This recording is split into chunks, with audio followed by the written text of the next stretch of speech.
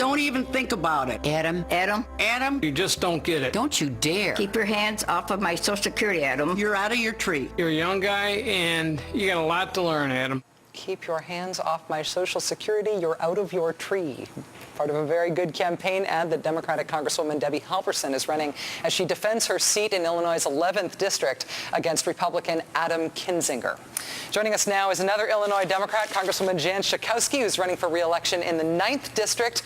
Congresswoman Schakowsky, thanks so much for joining us. Thank you, Rachel. First, let me ask you if you share my enthusiasm for this ad. I feel like this is qualitatively better in tone and sharper in message than most of the other ads I've seen this year. It's a fantastic ad, but the good news is, Rachel, that you're wrong, that it's not being done around the country. We are doing campaigns and ads about Social Security privatization, hands off our Social Security all over the country.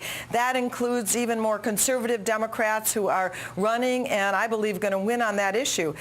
So it is being used. It's one of the major national messages along with our Make It in America, Stop Outsourcing Our Jobs that are being shown all over the country. At this point, is the reason that it seems fresh to me because Democrats are being outspent by Republicans, and in particular Republican outside groups by a margin of 5 or 6 to 1?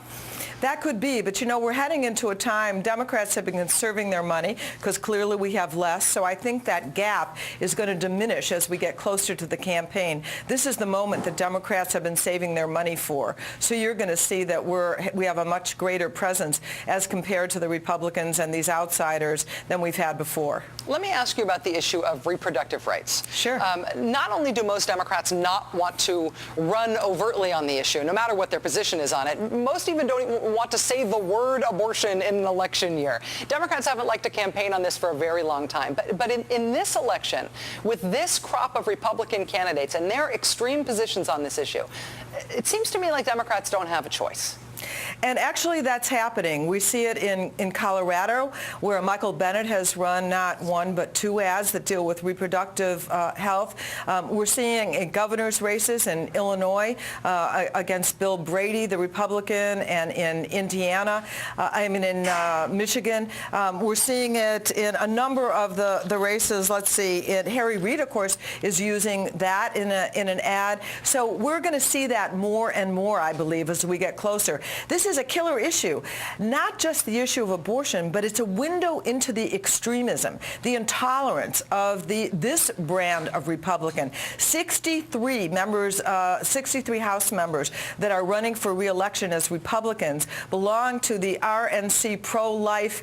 Under any circumstance, rape or incest, they do not support abortions. You're going to see ads like explaining that around the country, that, you know, it's that kind of Republican that we don't want, that is so extreme on so many issues, particularly abortion. This is going to appeal to suburban women. 82% of Americans in a poll said that in cases of rape and incest, they believe that abortion should be legal. And so I definitely think that as we get closer to the election, that you're going to see this raised, particularly in urban areas. Give me a window on the decisions that are made, the strategic decisions that are made about this idea of national versus local messaging. Because obviously any Democrat running against one of those Republicans who is that extreme on abortion issues has that out there as a very soft target, provided that it's a pro-choice Democrat who's running. But there's also this broader issue, right? That any Democrat running anywhere in the country could use that issue by saying, listen, is this the Republican Party that you want to empower? You want a Republican majority? You're going to vote for X Republican candidate? If so, you're electing Christine O'Donnell. You're electing these incredibly radical Republicans that you might have heard about nationwide. That's a national campaign strategy. And as far as I understand it, Democrats have decided not to do that kind of nationalizing thing.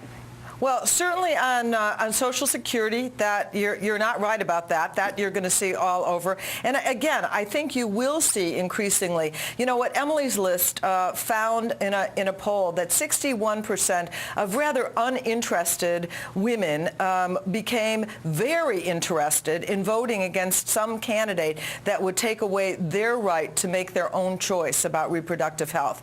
And so I do think that you're going to see it more. But you know, people are going to look at their own district. In some places in more rural areas and different kinds of communities around the country, that's not a message that's going to sell. So candidates are picking and choosing. But certainly the outsourcing issue, the outsourcing our jobs and Social Security plays more universally, but you're going to see more and more of these attacks on the extremism and using the fact that even in cases of rape or incest, that there's complete anti-choice position. You're going to see those ads.